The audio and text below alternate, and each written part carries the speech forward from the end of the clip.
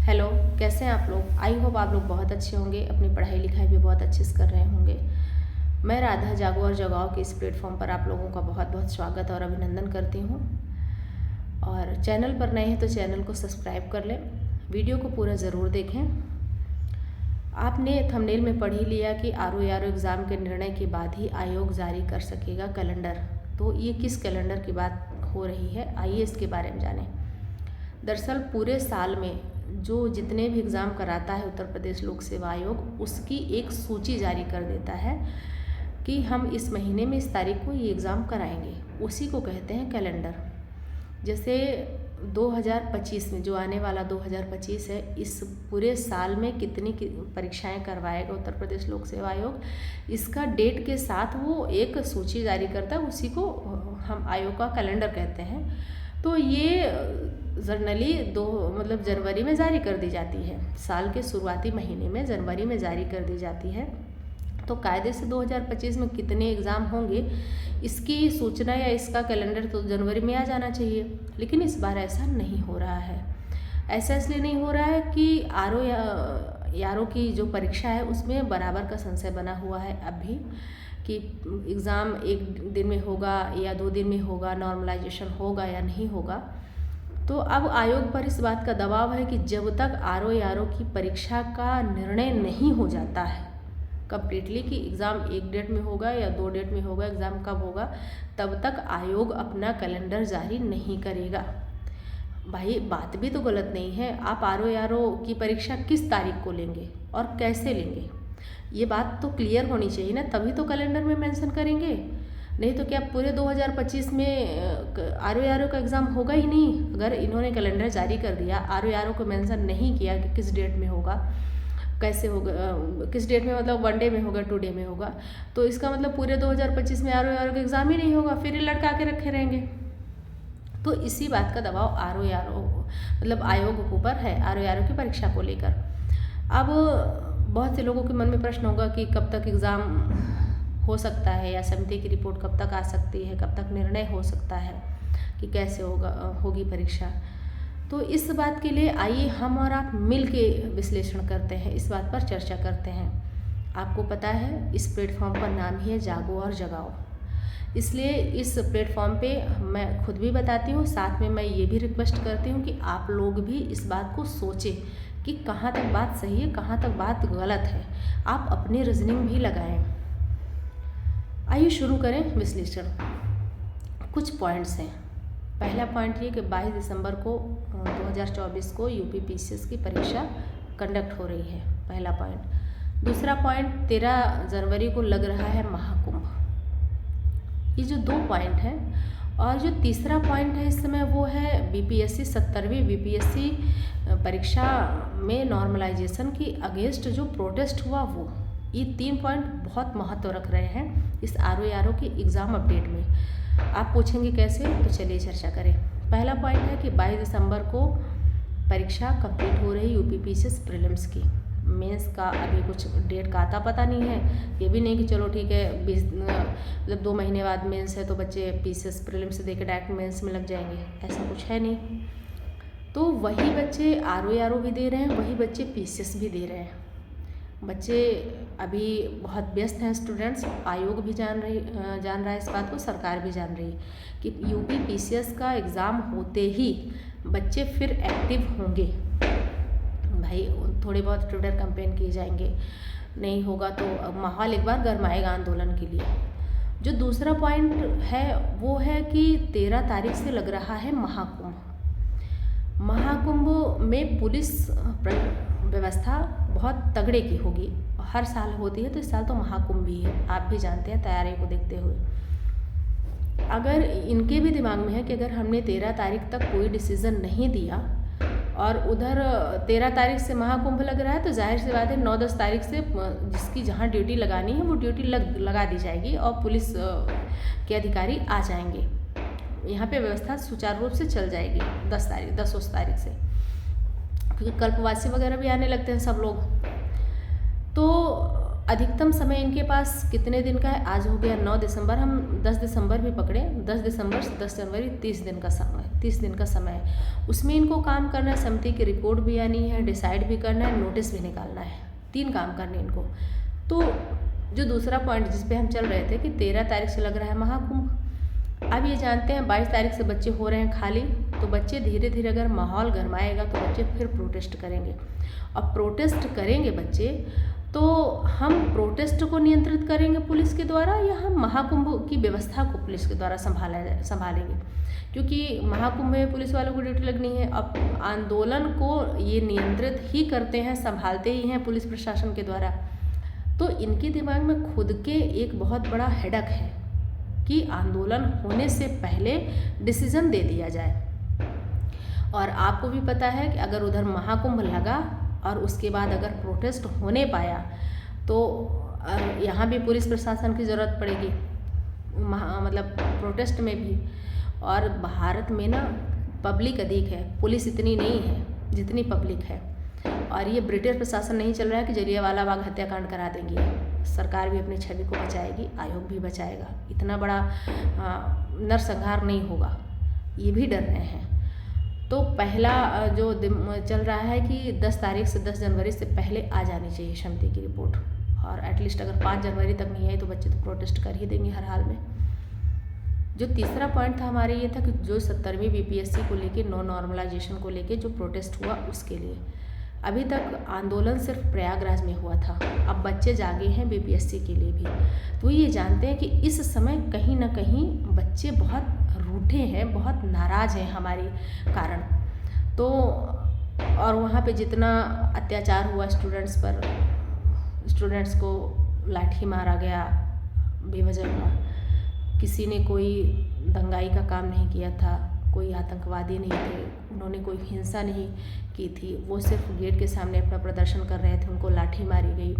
महिला अभ्यर्थियों के फ़ोन टूट गए, उनको चोटें आई, और कुछ टीचर भी गिरफ्तार हुए हैं, आप भी सुन ही रहे हैं, हम भी अपडेट में हैं। तो जानते हैं कि बच्चे कहीं का गुस्सा कहीं निकालेंगे आके, और ये होता है।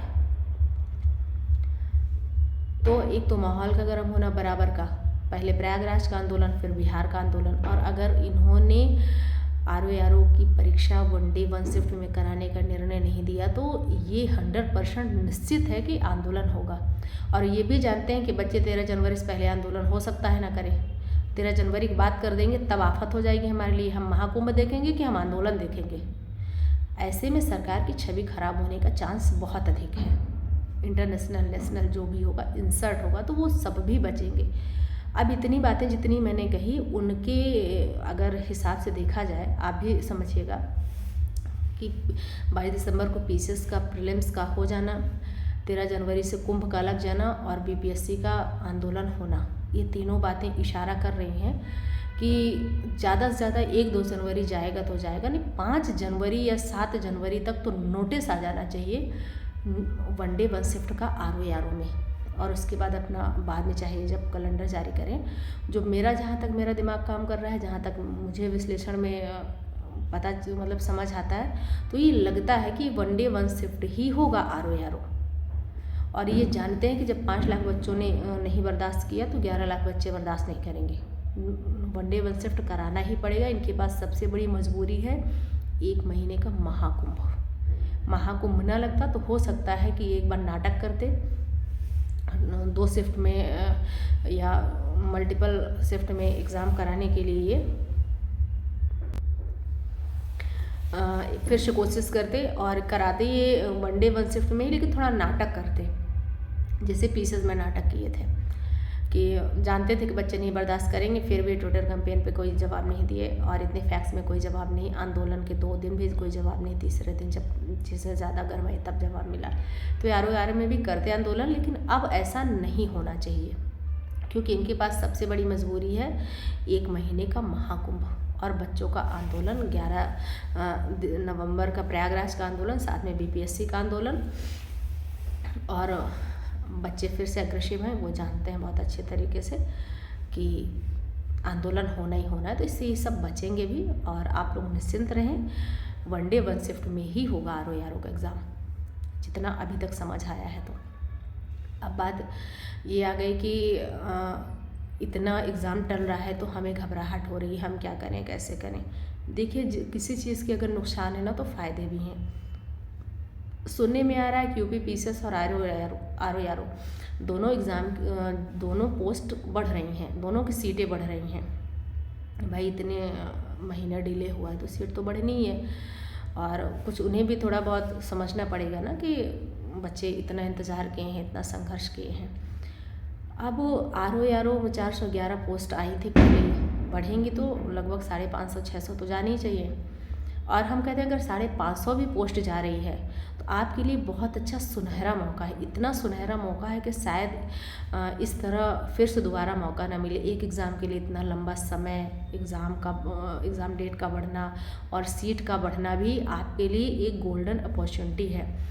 हमेशा किसी भी चीज़ को नेगेटिव पॉइंट से नहीं देखना चाहिए, उसको अपने अवसर के रूप में भी तब्दील करना चाहिए इंसान को।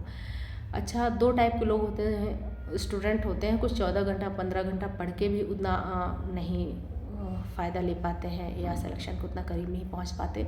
कुछ लोग 5-6 घंटे 3-4 घंटे पढ़ के भी निकाल लेते हैं एग्ज़ाम। एक साल से आप आर ओ ही पढ़ रहे हैं तो अब आपको 15 घंटा पढ़ने की ज़रूरत नहीं है, क्योंकि 15 घंटे पढ़ भी नहीं पाएगा कोई। एक दिन 2 दिन पढ़ोगे, तीसरे दिन बीमार हो जाओगे। और जो 3-4 घंटे 5 घंटे पढ़ के सिलेक्शन ले जाते हैं ना, उनको दुनिया कहते हैं किस्मत बहुत अच्छी थी इसकी। किस्मत उस्मत नहीं अच्छी थी, उसने सही तरीके से पढ़ाई की थी, सही रास्ते पर चला था वो, तब उसको सिलेक्शन मिला है। और आपको पता है, जो मुझे पुराने सुनने वाले लोग हैं उनको पता है कि मैं एक इनिशिएटिव शुरू कर रही हूँ कि जो आर ओ के एग्ज़ाम में अभी तक जितने भी पॉइंट पूछे गए हैं जीएस के सब्जेक्ट वाइज, जैसे पॉलिटी में 2016 के प्रीलिम्स में पॉलिटी के कितने पॉइंट्स पूछे गए हैं, उन सारे पॉइंट्स को हम विस्तार से पढ़ लेंगे, डेप्थ में पढ़ लेंगे, ताकि भविष्य में उन पॉइंट्स से जो जितने भी क्वेश्चन बने वो आपको आ जाए और आपको बिना मतलब का कचरा ना पढ़ना पड़े। इसी तरह हम जितने भी ईयर में एग्ज़ाम हुए हैं आर ओ के, सबके पॉइंट वाइज, जैसे हिस्ट्री पढ़ लिए, ज्योग्राफी पढ़ लिए, पॉलिटी पढ़ ली, इकोनॉमी, साइंस, सारे जीएस के सब्जेक्ट, और कोशिश करेंगे मैथ रीजनिंग भी पढ़ने पॉइंट। आपको भी पता है कि हर एग्ज़ाम का एक अपना टेस्ट होता है, एक अपना फेवरेट पैटर्न होता है, फेवरेट पॉइंट होते हैं। तो ज़रूरी थोड़ी कि हम एम लक्ष्मीकांत पढ़ रहे हैं तो जो क्वेश्चन यूपीएससी पूछ रहा है वही क्वेश्चन आर ओ पूछेगा। उनके क्वेश्चन पूछने के तरीके में फ़र्क होगा ना। हो सकता है कि लक्ष्मीकांत में बहुत अधिक मंत्रिपरिषद पूछ रहा हो या संघीय व्यवस्था पूछ रहा हो, तो दूसरे किसी एग्ज़ाम में राज्य की कार्यपालिका पूछ रहा हो। भाई अलग अलग नेचर के क्वेश्चन आते हैं, तो हम जिस एग्ज़ाम को दे रहे हैं उसी एग्ज़ाम के हिसाब से, उसी एग्ज़ाम के नेचर के क्वेश्चन को क्यों ना पढ़ें। और क्वेश्चन नहीं पढ़ना है हमको, जैसे मान लीजिए कोई प्रश्न आया कि राष्ट्रपति पर महाभियोग किस आर्टिकल के तहत लगाया जाता है, तो उसमें हमको क्या क्या पढ़ लेना है, राष्ट्रपति पढ़ लेना है, साथ में महाभियोग के बारे में पूरा पढ़ लेना है, और महाभियोग कहाँ से लिया गया ये पढ़ लेना है, महाभियोग अब तक कितनी बार लगा ये पढ़ लेना है, महाभियोग प्रक्रिया के दौरान क्या क्या होता है, कैसे होता है, वो प्रक्रिया पूरी पढ़ लेनी है। जब आप इतनी चीज़ें पढ़ लेंगे तो भविष्य में कभी भी आप उस टॉपिक से एग्ज़ाम में आएगा, किसी भी एग्ज़ाम में प्रश्न आएगा तो क्या आपसे छूटेगा? नहीं छूटेगा भाई, आप 100% सिलेक्शन ले जाएंगे। तो बेवजह भटकने की ज़रूरत नहीं है, बेवजह भागने की इधर उधर ज़रूरत नहीं है। आप लोग सही वे में पढ़ाई करिए। और आप कहेंगे कि दीदी आप कह रही हो, शुरू नहीं कर रही हो कुछ, उसके लिए मैं बहुत क्षमा प्रार्थी हूँ। जो मुझे पुराने सुनने वाले लोग हैं उनको बहुत अच्छे से पता है कि मैं अपने मुँह से अपने चैनल पर, मेरे चैनल में मैं ही हूँ अभी, और अपने मुँह से मैं ऐसी कोई बात नहीं कहती जिससे आपको नुकसान हो। मैं पढ़ने और पढ़ाने में बहुत बड़ा फ़र्क होता है। मैं पहले भी टीचर रह चुकी हूँ। अब मेरे पास डिजिटल बोर्ड तो है नहीं कि मैंने पीपीटी बनवा दी और खड़े होकर पढ़ा दिया, लेक्चर दे दिया, ऐसा नहीं है मेरे साथ। आप भी जानते हैं मुझे कंटेंट कलेक्ट करना होगा। एक बार मैं उसको रफली एक जगह लिखूँगी, फिर उसको मैं फेयरली लिखूँगी, तब मैं वीडियो रिकॉर्ड करूँगी, तब मैं जाके अपलोड करूँगी। इतने स्टेप्स लेने हैं मुझे, इतने काम करने हैं। और मेरा अपना ये मानना है कि अगर हम किसी को पढ़ा रहे हैं, टीचर का ये कर्तव्य है कि अगर हम पढ़ा रहे हैं किसी को ना, तो अपनी पूरी जी जान लगा दें, पूरी कोशिश कर लें कि छूटने ना पाए कुछ। इसलिए मेरा मानना है कि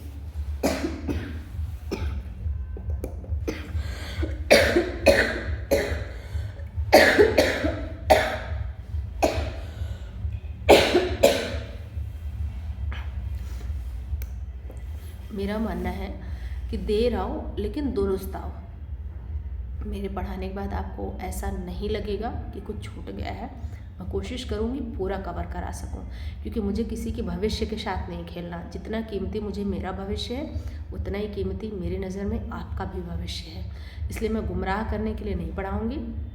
मैं जब कंटेंट पढ़ाऊँगी, कॉपी में ही पढ़ाऊँगी। आपको पढ़ के लगेगा कि हाँ, पढ़ाया किसी ने और पढ़ा मैंने। मैं सरल से सरल भाषा में पढ़ाने की कोशिश करूँगी और वो सब कुछ बताने की कोशिश करूँगी जिससे आपका एग्ज़ाम निकले और आप एग्ज़ाम में फंसा सके क्वेश्चन को। और कुछ वीडियो अपलोड ना कर पाने का कारण ये भी है कि मैं बहुत स्वस्थ नहीं हूँ अभी, इस वजह से बहुत मेहनत नहीं कर पा रही हूँ। आज बहुत कोशिश की थी, कंटेंट तो कलेक्ट हो गया रफली, लेकिन मैं उसको फेयरली नहीं कर पाई और वीडियो भी अपलोड नहीं कर पाऊँगी। इसके लिए मैं क्षमा प्रार्थी हूँ। मेरे जो पुराने लिसनर्स हैं उनसे मैं रिक्वेस्ट करूँगी, आपको पता है मेरा स्वभाव, आप कुछ समय से जुड़े मुझसे, आपके इंतज़ार का बहुत बहुत आभार है, लेकिन आपकी उम्मीदों पर खरा उतरने की पूरी कोशिश करूँगी। मैं देर आऊँगी ज़रूर, लेकिन दुरुस्त आऊँगी, इतना याद रखना। और आऊँगी भी, कहीं जाऊँगी भी नहीं, आऊँगी आपके सामने, आप परेशान मत होना। मैं ईश्वर से प्रार्थना करूँ कि स्वस्थ हो जाऊँ, स्वस्थ नहीं हो पा रही हूँ, बहुत तकलीफ़ चल रही है शारीरिक इस समय। तो बाकी आपने वीडियो को पूरा देखा, इसके लिए बहुत बहुत धन्यवाद। अपना फीडबैक ज़रूर दें और कोशिश करें, अगर आपको अच्छा लगे, मेरी मेहनत ठीक ठाक लगे तो लाइक भी कर दें, कुछ लोगों को शेयर भी कर दें। बस इतना ही सहयोग चाहिए आपसे और इससे ज़्यादा का कुछ नहीं। मुझसे जितना बनेगा मैं उतना करूँगी। धन्यवाद, बहुत बहुत धन्यवाद वीडियो को पूरा देखने के लिए। रिपीट अगेन, चैनल पर नए तो सब्सक्राइब जरूर कर लें। सब्सक्राइब करने के कोई पैसे नहीं लगते, ना लाइक कमेंट करने के पैसे लगते हैं। मैं आपकी अपनी हूँ, मेरी ताकत आप हैं। अपने हाथ आगे बढ़ाएं आप सभी, जिससे हम सब मजबूत होंगे, अकेले मैं नहीं। यहाँ पर लोग फालतू के कंटेंट डाल के 2 मिनट का अपलोड करके बहुत कुछ मतलब सही भी नहीं होती हैं चीज़ें, फिर भी लगता है कि नहीं ठीक ठाक लोग इनको पसंद कर रहे हैं, तो क्या मैं इतना बुरा काम कर रही हूँ? आप बताओ ना। चलिए ठीक है फिर, थैंक यू। और हाँ, आपको लगेगा दीदी आप यूट्यूबर्स जैसे बोलने लगी हो, लाइक करो, कमेंट करो, शेयर करो, ना भाई ये मत कह देना यूट्यूबर्स जैसे। आप मेरे भाई बहन हो, मेरे अपने उस लेवल बोल दिया। अगर बुरा लगे हो तो बिल्कुल मत करना, सीधी सी बात। मेरा फ़र्ज़ है, मेरा कर्तव्य है, मैं उसको करूँगी। जिसको अच्छा लगेगा वो करेगा, जिसको नहीं अच्छा लगेगा वो नहीं करेगा। Thank you so much.